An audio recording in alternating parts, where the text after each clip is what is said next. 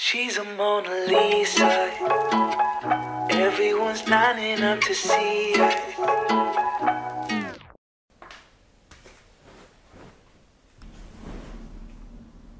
Non mais là je sais même pas si je vais survivre en fait, j'ai trop chaud.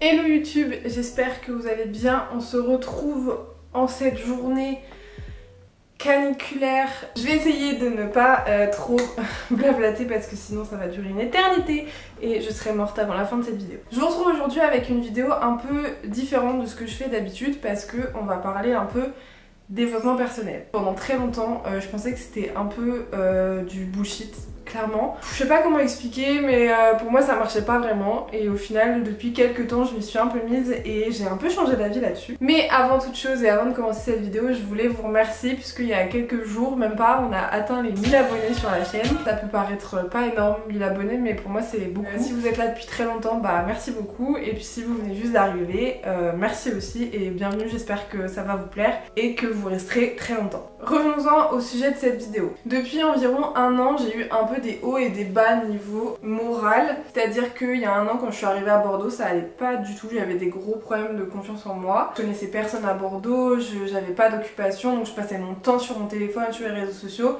et c'était pas terrible. Après j'ai repris une activité professionnelle, j'ai repris les études, j'ai repris les cours, etc. Donc ça allait mieux, mais il y a quand même eu des hauts et des bas pendant toute l'année scolaire. Et puis est arrivée la semaine de mes 25 ans. Alors, je ne sais pas du tout ce qui s'est passé cette semaine-là. Est-ce que c'est le fait d'avoir passé le quart de siècle qui m'a sonné? Je ne sais, j'en sais rien. Vraiment, je sais pas du tout ce qui s'est passé. Pendant toute la semaine, je n'ai fait que de déprimer, de pleurer, de pas être bien, de me trouver très nulle, de trouver que ma vie était nulle, que tout ce que je faisais c'était nul. Enfin bref, c'était vraiment un enfer parce que je sais pas ce qui m'arrivait, mais en tout cas, ça n'allait pas du tout. À la fin de cette semaine-là, j'ai dit stop, faut que ça s'arrête parce que je peux pas continuer comme ça. Et du coup, j'ai fait la vidéo que j'ai sortie il y a un mois et demi, je crois, sur mes 25 ans et ça a été vraiment un déclic. Je me suis dit que ça pouvait plus continuer, qu'il fallait vraiment que je change mon rythme et mon mode de vie pour que je sois plus heureuse au quotidien et surtout que j'arrête de me morfondre et d'avoir des gros problèmes de confiance en moi. Donc depuis à peu près 2 mois, j'ai mis en place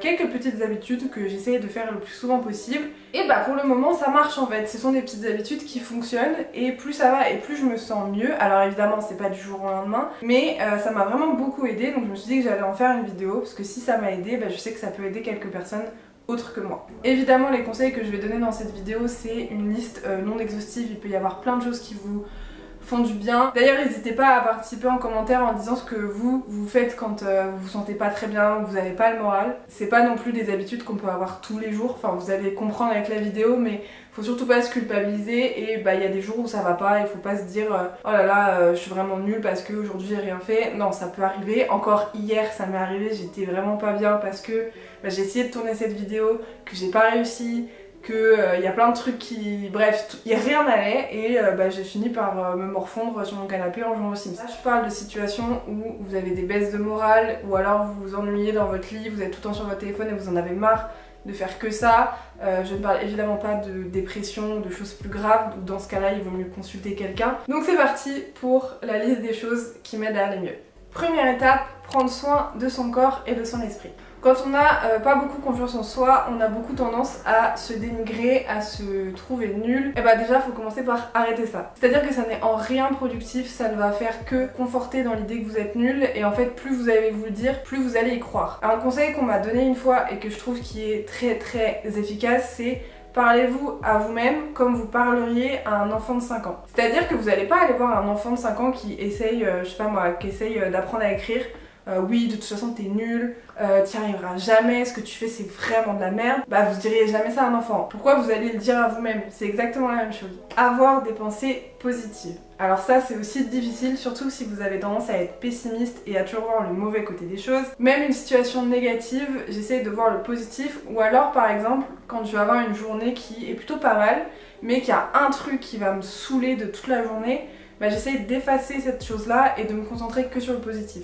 Dans certaines situations, le négatif, il va un peu prendre le dessus sur le positif. Je sais que c'est pas valable avec toutes les situations, parce qu'il y a des fois des situations où c'est quasiment impossible de voir du positif, mais il faut essayer au maximum de voir le verre à moitié plein que le verre à moitié vide. Avoir de la gratitude. Alors pareil, ça pour moi c'était un peu un mythe. Au-delà de dire ça marche ou ça marche pas, juste ça fait du bien en fait d'être reconnaissant pour certaines choses. Il y a le fait d'avoir une famille, d'avoir quelqu'un qui nous aime, d'avoir un toit sur la tête, d'avoir à manger, d'avoir un téléphone, enfin des choses qu'on vit au quotidien et du coup on les vit tellement qu'on les oublie en fait. Quand j'étais étudiante, j'avais pas beaucoup d'argent, ce qui fait que l'ordi que j'avais pour les cours, au bout de 2 heures il avait plus de batterie et j'avais pas le choix, il fallait que je fasse comme ça. Et au final maintenant avec les années, j'ai un ordinateur qui tient très bien la charge et qui est même plus que bien. Au fil des jours, comme on s'habitue, on se dit ouais bon c'est mon quotidien, c'est limite normal en fait. Alors que si je disais à la Alice de 21 ans dans son petit studio qu'elle a un MacBook sur lequel elle peut faire ses montages quand elle veut, elle aurait été trop contente. Je vais connecter avec le prochain conseil,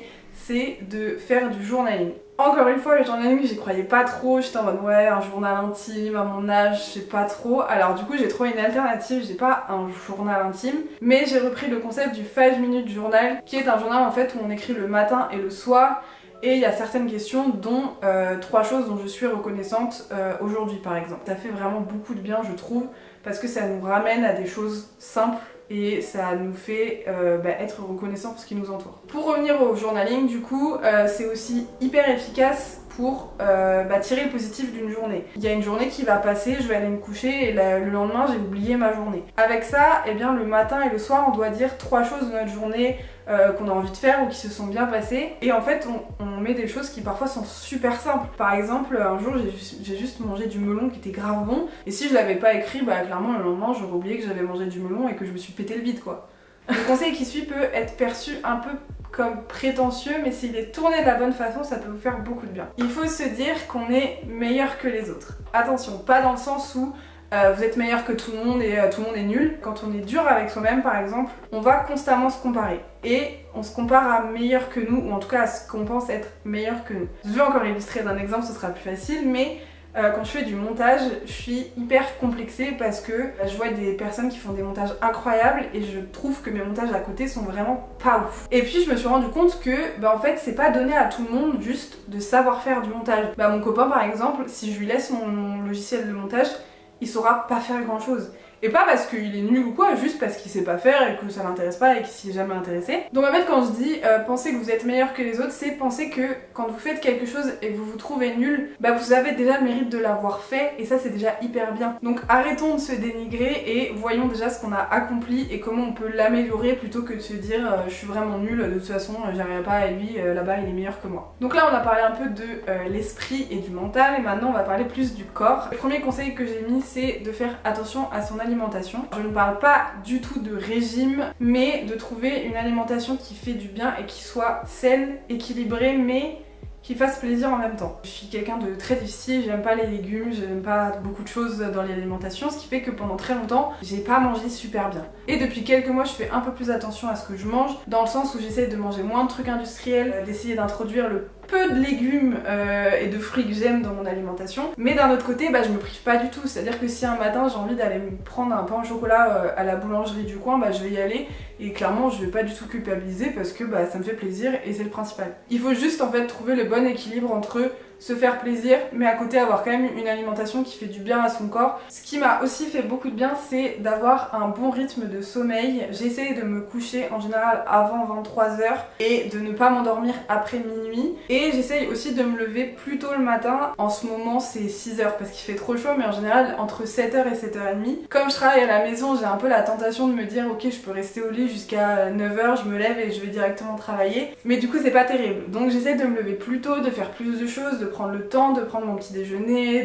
d'aller dehors. Je me trouve plus productive le matin. Après, c'est propre à chacun, mais essayez de trouver un bon rythme de sommeil adapté au nombre de sommeil que vous avez besoin. Et enfin, mon dernier conseil de cette partie, et je pense que c'est le conseil que je mets le moins en place de toute cette liste, c'est de faire du sport. Juste faire un peu de sport pour être en forme. Ça peut être n'importe quel sport, ça peut être aller à la salle, faire du sport à la maison, aller marcher, aller courir, faire du volley, du foot, de la danse, n'importe quoi. Juste de trouver le sport qui nous fait du bien mentalement et qui soit pas un calvaire à faire en fait tous les jours ou toutes les semaines. Je suis inscrite à la salle de sport, il y a des périodes où je vais y aller 3 fois par semaine et je vais kiffer ça. Et il y a des périodes comme en ce moment où j'ai aucune envie d'y aller. Je me force pas tout simplement, mais par contre j'essaie de trouver une alternative. Par exemple j'ai trouvé que faire du pilates à la maison sur un tapis, des fois ça me faisait plus de bien que que d'aller à la salle de sport. Donc j'essaye de trouver un rythme, de quand même faire un peu de sport pour me sentir en forme et pas me sentir engourdie dans mon corps. C'est-à-dire que quand j'ai commencé la salle, vraiment je descendais les escaliers ou je les remontais, j'étais essoufflée. Et bah c'était pas terrible à vivre au quotidien quoi, même courir après le bus, j'étais au bout de ma life. La deuxième étape de ces conseils, c'est de faire attention aux réseaux sociaux. Je remets mes lunettes pour être un peu sérieuse, mais surtout parce que je ne vois plus rien. Pour les réseaux sociaux, je suis clairement pas un bon exemple non plus, puisque je suis la première à passer beaucoup trop de temps sur les réseaux sociaux. La preuve, hier j'ai eu un temps d'écran médiocre de 9 heures. Je vous l'ai dit hier, c'était pas une bonne journée. Premier conseil, c'est de faire attention aux gens que vous suivez sur les réseaux sociaux. Le premier réflexe que j'ai, c'est que dès que quelqu'un dit quelque chose qui va me faire de la peine, qui va me déplaire ou bref, je bloque. J'hésite même pas une seule seconde. Dès que j'ai un commentaire méchant sur TikTok par exemple, je bloque. Alors quand je dis méchant, c'est vraiment purement méchant gratuitement, pas en mode constructif, etc. Et même sur Twitter, en fait, Twitter, je pars du principe que quand j'y vais, je veux lire des choses qui me font du bien. Donc dès que je vois des gens qui disent des trucs un peu chelous, je bloque. C'est pareil sur Instagram, j'ai réduit considérablement mon nombre d'abonnements. J'essaye de suivre des personnes cool, des personnes inspirantes et surtout des gens qui vont pas t'assommer de partenariats 4 fois par jour, mais surtout qui vont pas me faire complexer sur mon corps, sur ma vie, sur mon travail. Et ça, je sais que ça peut être aussi compliqué de faire la démarche de se dire ok, cette personne là, j'ai trop envie d'avoir sa vie et ça devient malsain, j'enlève. Mais il faut le faire. Autre conseil aussi, c'est s'instaurer une limite de téléphone. Alors il y a plusieurs solutions. Mettre un temps d'écran. Je sais que moi j'ai des temps d'écran sur plusieurs applications où au bout d'un certain temps ça bloque l'application et vous pouvez plus y aller. Bon, vous pouvez toujours y aller parce qu'il y a un bouton qui fait que vous pouvez y aller, mais il faut éviter au maximum de l'utiliser. Essayez de laisser votre téléphone le plus possible et de pas l'avoir sur vous. Ou même après une certaine heure, c'est-à-dire que vous vous dites après 21h, bah, pas de téléphone et je profite, je lis, je regarde un film ou quoi. Depuis quelques temps, j'essaye de ne pas prendre mon téléphone au réveil, c'est-à-dire que mon réveil va sonner sur mon téléphone, je vais l'éteindre, je vais me lever, je vais prendre mon petit déj, je vais aller dehors, je vais profiter de mon chat, juste me perdre dans mes pensées et ça fait énormément de bien. J'avais oublié à quel point ça faisait du bien parce que avant je me réveillais, j'allais sur mon téléphone pendant un quart d'heure, une demi-heure et après je me levais et j'étais encore sur mon téléphone. Si jamais vous aimez pas avoir pas de bruit, je sais que moi des fois le silence j'aime pas trop, bah, vous pouvez mettre de la musique ou mettre un fond sonore si jamais vous avez vraiment besoin de ça. Et enfin pour les plus forts d'entre nous, c'est d'instaurer une journée sans téléphone par semaine ou par mois ou de temps en temps, ou juste votre téléphone vous le mettez dans un coin, vous l'éteignez ou alors vous gardez que les fonctions principales de téléphone et de messages, mais vous n'allez pas sur les réseaux ou sur internet de la journée. Écoutez, si vous vous sentez capable, allez-y, je peux que vous conseiller de faire ça, même si j'en suis pas encore capable. Enfin, dernière catégorie avec des petits conseils que j'ai appelés profiter de la vie. J'avais un peu tendance à rester enfermée à la maison, à pas faire grand chose, à rester sur mon téléphone et en fait aujourd'hui pour se divertir, on n'a pas besoin de grand chose, on a juste besoin de ce truc là et on peut tout faire, on peut regarder des films, on peut parler à des gens, etc.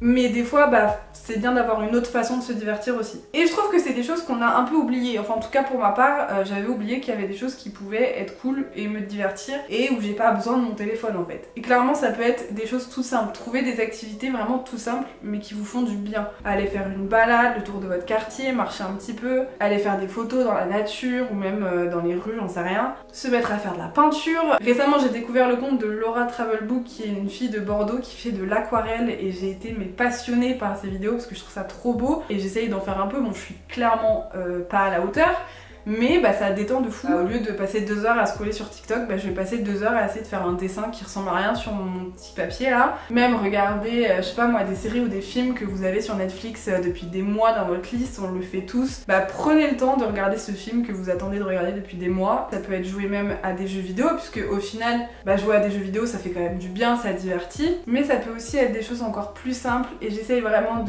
d'accorder un maximum d'importance à ces choses là, puisque ce sont les choses qui font le plus de bien à mon sens. Ça peut être lire un bon livre, que ce soit chez vous ou dehors, aller se poser dans un parc pour faire un pique-nique, une sieste, emmener son chat, aller à la mer. J'ai vécu pendant 5 ans en région parisienne où j'avais pas la mer et ça me manquait énormément. Et là depuis 1 an où je suis à Bordeaux, j'ai la mer à 1 heure et j'y vais pas assez souvent à mon goût. Juste de profiter de ces choses là qui m'ont manqué pendant des mois mais que maintenant je l'ai et j'y vais pas. Ce que je trouve surtout qui est important, c'est de trouver des choses qui nous font du bien, qui nous font sourire et de pouvoir se dire à la fin de la journée, bah ok, aujourd'hui c'était une journée trop cool, j'ai fait des petites choses qui m'ont fait plaisir et de pas culpabiliser en se disant ouais ma journée elle était un peu nulle.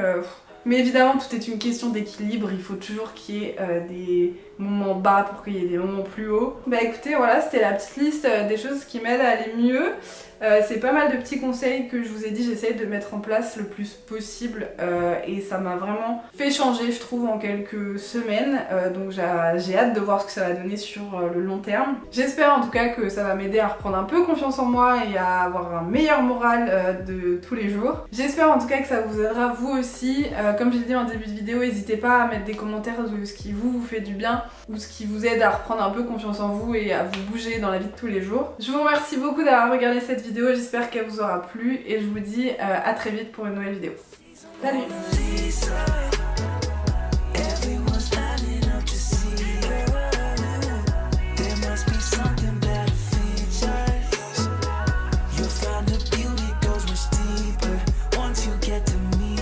She's a Mona Lisa.